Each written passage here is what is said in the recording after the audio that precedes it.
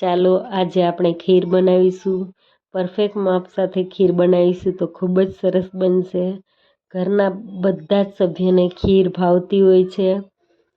તો ખીર બનાવવા માટે આપણે એક પેનમાં 1 લીટર દૂધ લઈ લઈશું। દૂધને આપણે મિક્સ કરતું રહેવાનું છે। ધીમી આંચે આપણે દૂધ ઉકળવા દેવાનું છે।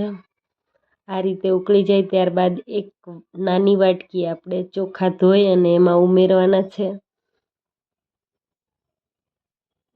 ત્યારબાદ આપણે દૂધને મિક્સ કરતું જ રહેવાનું છે, કારણ કે જો મિક્સ નહીં કરીએ તો તળિયે ચોંટી જાય છે। એટલે આપણે એને મિક્સ કરતા રહેવાનું છે। ત્યારબાદ એક વાટકી આપણે દ્રાક્ષ ઉમેરીશું। આ રીતે મિક્સ કરતા રહેવાનું છે સાઈડમાંથી પણ, એટલે આપણી ખીર દાઝે નહીં।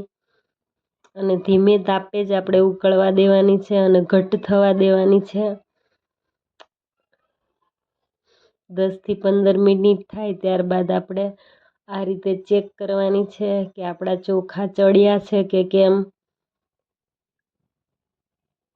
આપણા ચોખા આમ તો પરફેક્ટ ચડી જ ગયા છે। આ રીતની ઘટ થઈ જવી જોઈએ।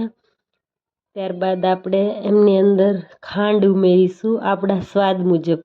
વધારે કે ઓછી તમે ઉમેરી શકો છો તમારા સ્વાદ મુજબ। ત્યારબાદ આપણે ડ્રાય ફ્રૂટમાં બદામ અને કાજુના આ રીતના ટુકડા ઉમેરીશું 1 વાટકી। ત્યારબાદ 1 ચમચી આપણે ઇલાયચી પાવડર ઉમેરીશું। એમની જગ્યાએ જાયફળ પણ તમે ઉમેરી શકો। ત્યારબાદ એમાં આપણે કેસર પણ ઉમેરી શકીએ। તમારે જે પ્રમાણનો સ્વાદ જોતો હોય એ બધું જ આપણે એમાં ઉમેરી શકીએ।